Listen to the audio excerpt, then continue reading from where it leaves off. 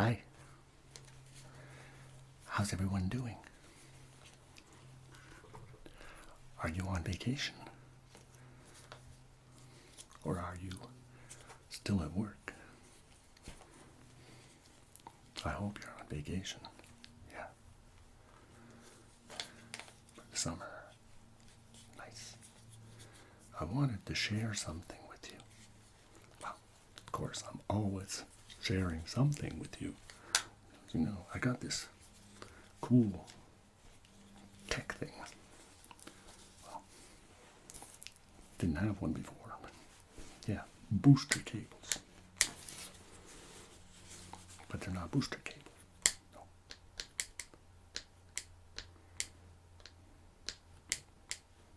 They're battery clamps. And of course, it connects to this baby. Yeah. Eliminator. And by the way, I'm filming on my cell phone, on my Samsung Galaxy. I want to see if the image is better. Let me know if the image is better on this camera than on my 4K. Because I think my 4K camera, something's wrong with it. So, anyways, I got this baby. Eliminator. I'm going to charge 95%. It's a battery pack. This thing is so handy. You know, it's got USB port, charge your phone, yeah, whether it's an iPhone or an Android.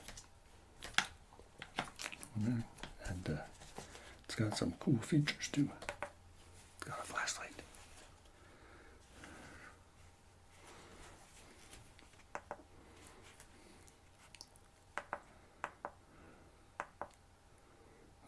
Yeah, emergency lights.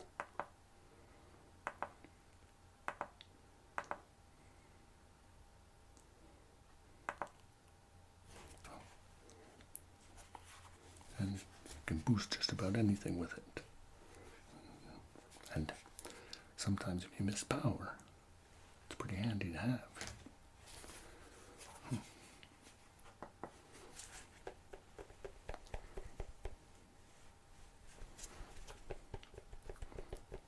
Also filming too with the window open today. Have some natural lighting.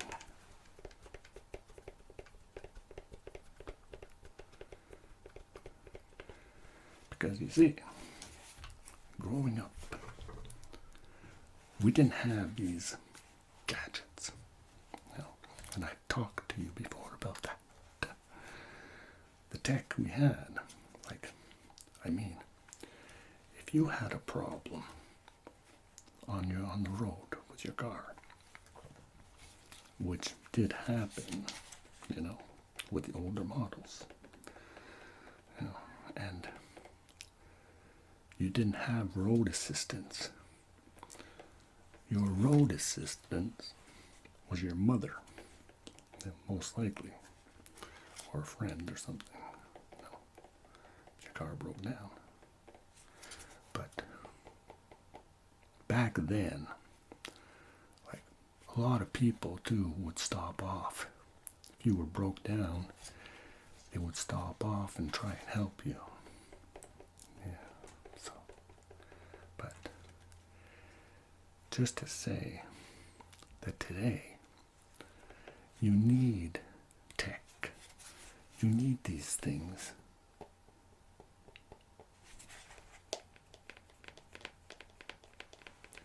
Why? Because the cars are so complicated. There's so much technology in them. Well, you know, they're like a running computer. You want.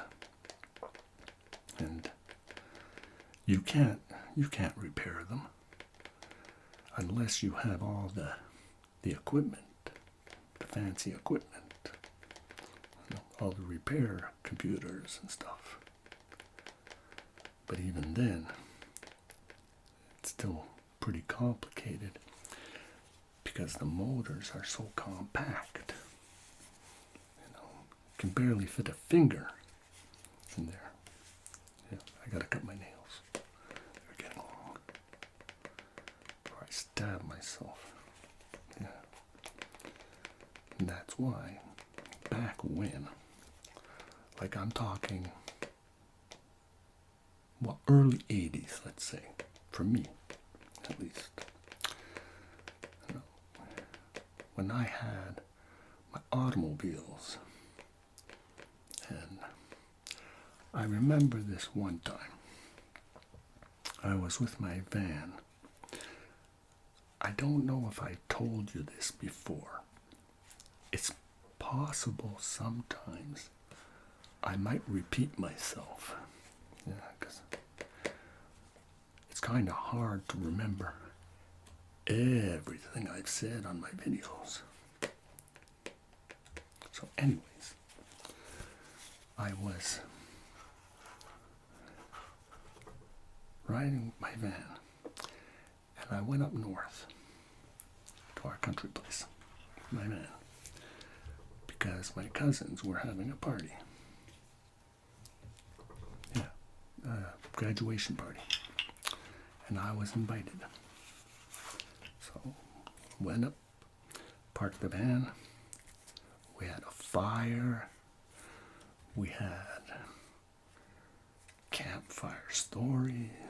We put up tents, and there was swimming and rafting and all kinds of summer activities, barbecuing and kinds of things. So, of course, I was able to sleep in my van because I had a bed and everything. So, anyways, the point is, you see, if my van had a problem, I would be able to repair it, fix it up, And as it so be, of course, I had a problem. Yeah. My muffler fell off. And I had to get back home eventually. And you couldn't ride this thing without a muffler. No. Because the cops would stop you, pull you over, and you get a ticket. Well, probably get a warning at first there, but anyways. So, I was able to crawl under the van, of course, and with some metal coat hangers and a tin can. Can you believe it? A tin can. Coat hangers, pliers. I was able to patch it up. Yeah. Just good enough that I could get home. But I did a pretty good job, fixing it up. Yeah. Lasted for quite some time. But kind of hard to do that today. Well, if you have a pickup truck or a van or something that's high enough, or an SUV, you could probably do it. If you have a little bit of know-how, just a quick fix. But on the lower cars, you can't even fit under them, so forget that. But that was a pretty simple repair, for me at least, Another time, we're on the auto route, and the car stalled. That car was a Chevy Bel Air. No, it wasn't. No, Chevy. Was it? Was it a 75 Chevy? I think it was. One of the older Chevy, like the newer models of the Chevy Bel Air. But this was my mom's and my dad's car. Yeah, that was back when I was young, I used to live in the city. And we took off for the vacations. And we were on the odd route, and the car stalled. So, of course, I was maybe 6 or 7 years old then. And when we had stalled, find out what was wrong. We checked, my parents checked the whole car. Was the carburetor? Was it the fuel pump? Something? Was it not getting gas or something? Or, just what made it stall? And finally, my parents let it cool down. But in the meantime, it was getting later during the day. And as we looked out, because it was the kids like me, my siblings, who were in the car. And as it was getting later, we looked out the window, because it wasn't safe to get out of the car on the highway. So we looked out the window, and we saw this black cloud, this immense, enormous black cloud coming towards us. And my parents, they jumped in the car, all panicked. They said, close the windows, close the windows, close the windows, quick, quick, quick. So we rolled up our windows, because back then, you didn't have electric windows. No. You had to roll up the windows.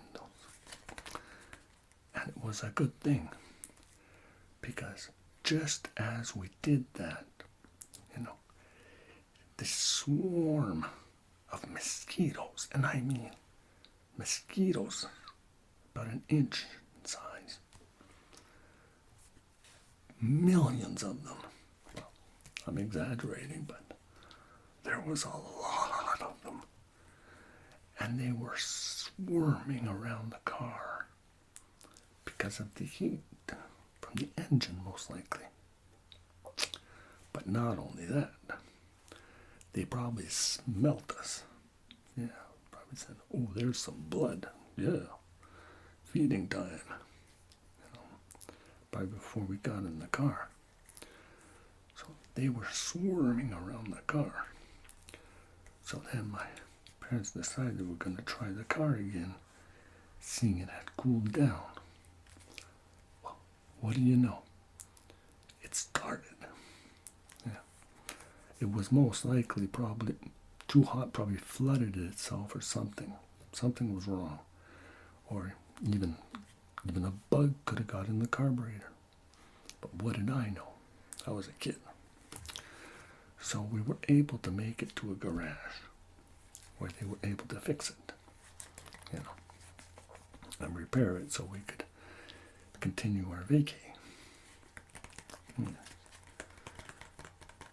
If I would have been older, then I probably would have found out what was wrong. And I probably would have known back then what could have been fixed. But it's just the same. And today, when I take the road, with my car, I'm always wondering, if it breaks down, what do I do? Well, I always make sure in my car that I have an emergency kit. I keep water. I have all the car fluids, oil for the motor transmission. I have coolant for the radiator. I have sometimes some WD-40 lubricants, and I keep some string, all kinds of sort of tools. I have flares, candles, blanket, all kinds of things that if depending if it's summer or winter. Things that I can use to repair the car or keep warm. So, it's always a good idea to have an emergency kit. And also, it's good too to have like Band-Aids and gauze and rubbing alcohol, something if you cut yourself, disinfectant, things that something happens or an emergency. You'll have it, and well, you don't need one of those defibrillators because if that happens, well, that's bad. But you can always probably, plug yourself to the battery. Give yourself a zap, with this battery pack. Well, maybe that would work. I don't know. Who knows? Probably not enough voltage, anyways. But that's what I can say. Anyway, now talking back to vacations. A lot of summers were filled with water, whether it be by the pool, whether it be by a lake, whether it be by a river, or in the pool, in a lake, or in a river. It was always some kind of swimming activities or water activities, because I loved the water. Well, not as much today as back then, because now that I'm getting older, I'm getting sensitive to cold water. You see, I have to plunge in one shot. I don't know if you're the same. If you're one to walk slowly and get used to the temperature as you go into the water, or if you're one to dive right in, like me. Because before, if it was hot, forget that. I'm right in the water. It's too hot especially after a hard day's work. Yeah. Oh, nothing better than a cold beer and water. Yeah, to swim and cool down. But I also got here something too. Just wanted to share with you. Summer. Just the name, doesn't matter the brand, just hot dogs. Summer and hot dogs.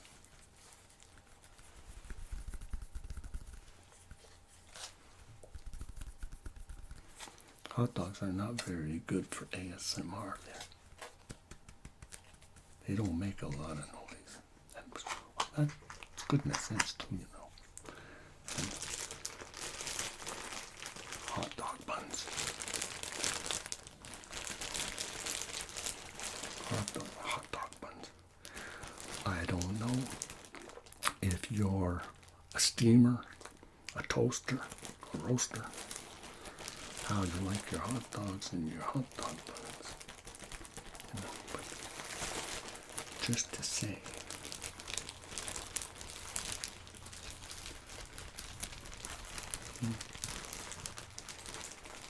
hot dogs are summer. And I'm pretty sure everybody agrees with me on that one. Past year, and it's because they're a quick fix. Just roast them on the fire. If you've got a fire or a barbecue or whatever you have or you fancy, making your hot dogs. Also like hamburgers, and of course you got chips and sometimes a salad to go with that too. Always something fast, to have in the summer, because you don't want to waste time cooking. You don't want to be in the kitchen, no, unless it's pouring out, if it's raining or whatever. that would never stop me. Even if it was raining or whatever, I would pop up some kind of, protection, whether it be a tempo or, a gazebo or something, even a tarp, anything just to stay dry enough to cook over the fire. Yes, because I'm a fire cooking guy. Yeah. I don't even own a gas barbecue. Nope. Well, I have one of those little butane gas cooking apparatus. If you want. I have that. And I love that. Especially if I'm cooking like French fries, like home fries or something. I do it outside, not to stink up the whole house. If you're cooking something like that. So I like that for that. Because I don't dare use oil for fries or anything with a fire. No, too dangerous. Because you can't adjust the temperature for that and keep the oil at a certain temperature. And if a spark was to get into the oil or something, wouldn't want that to happen. No. But now, like I was saying, back to the tech stuff. So today, even in the houses, we have so many tech things in the house. Before, you were lucky if you had one TV and one radio back then. And don't have to go back centuries and decades and whatever, to know that. Because it was simpler then. You didn't have internet, so you didn't have a lot of shows to watch or, things to entertain you with the technology. You didn't have a cell phone, and when the first portable phone came out, they were like this big, with the portable phones. But your entertainment was you. You were your own entertainment. And you would play games most of the time.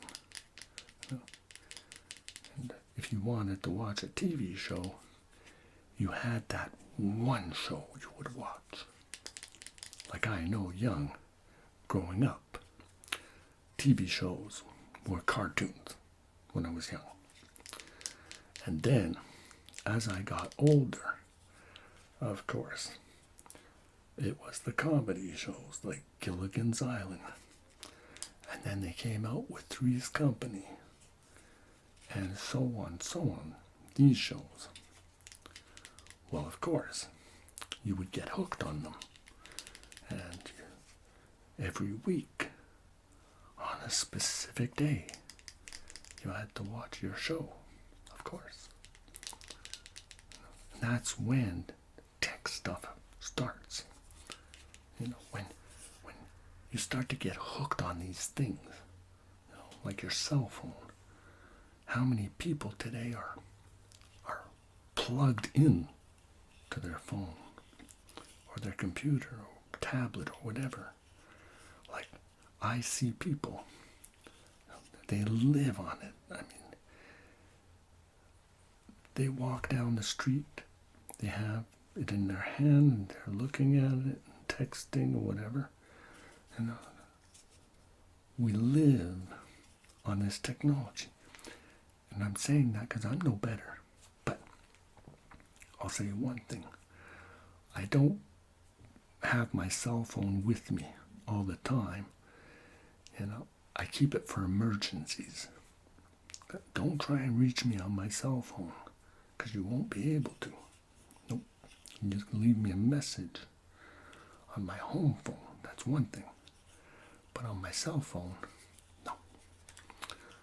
I'm not there yet. I'm still old-fashioned when it comes to that part. But I am tech when it comes to making my videos, or doing my setups on the computer. Because that's what I use my tech stuff for, my computer. To learn. I'm always on Google. Because then sometimes I just remember something. I say, oh, what? Or how does that work? And I would do a search on it. Try and find out how that works. Just like I was saying before. When the car breaks down. I'll say for Google and YouTube, for repairing things, people are fantastic. You people putting things on internet to help us to repair things and do things. That is marvelous. I've repaired so many of my garden equipment, like weed trimmers and, lawnmowers and tractors. They've taught me, what the problem could be, where it is, and whatever. So it's so helpful for that. Because I remember mentioning also in one of my videos back then, your Google was either your parents or your uncles or aunts or a friend or, an older sibling that knew stuff. They were your Google, and they would, tell you what was wrong, or they try and tell you what was wrong. But today, even, parents and stuff, they can't help you a lot of times because you can't repair for the technology. You can't fix it. Like when I was starting my technician job, because I studied in technology for technician stuff, and I would repair VCRs, and I would repair sound systems and TVs and car radios and, all kinds of electronic equipment. But when it got to be in the 2000s, everything started to change for me because there wasn't really anything more to repair.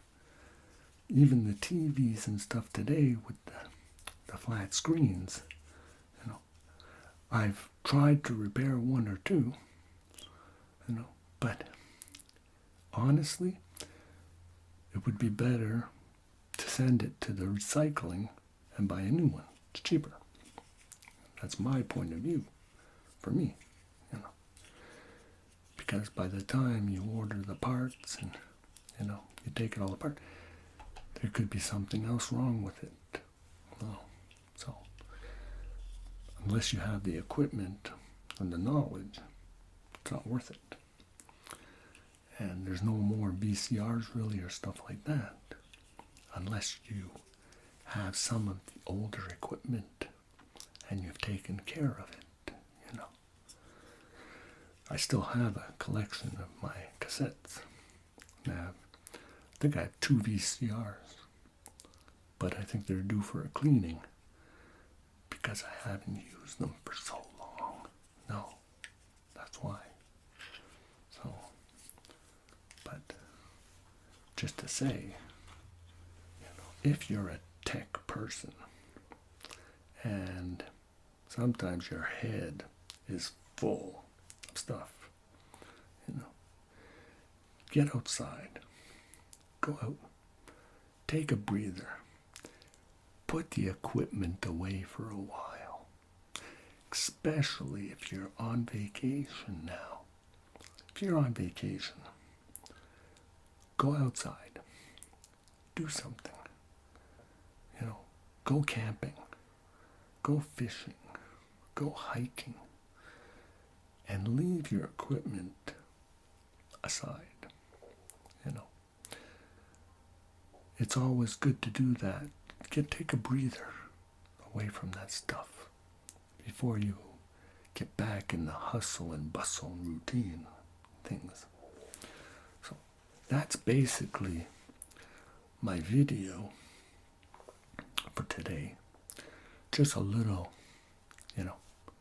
what are you doing for your vacation video sort of thing. Because me too, I'm trying to enjoy the summer, for the vacations too. And I'm going to go cook some hot dogs. But I also have a pork roast. I would like to cook it on the barbecue. I'm going to see later if I can get the fire going. And I'm going to try and cook my pork roast and some hot dogs. I hope you're doing the same and you're enjoying summer. And don't forget, later on, if you're wanting to relax and have a good time, you could also watch my videos. But then I'm contradicting myself because you're back on your equipment watching your technology and you're not enjoying the outdoors. So always put me aside. You can put me aside for now, and watch me later after you're finished your vacations and you want to relax because you're back to the grind. So you could just put me aside for now until, the vacations are over. But if you happen, to accidentally watch my video, then what can I say? I can't stop you from doing that. Because of course, we love you. So take care. And be catching you on our next adventure. So happy vacations for all of you that are on vacation. And for all of you that aren't on vacation, I hope you take the time to unwind somehow, somewhere.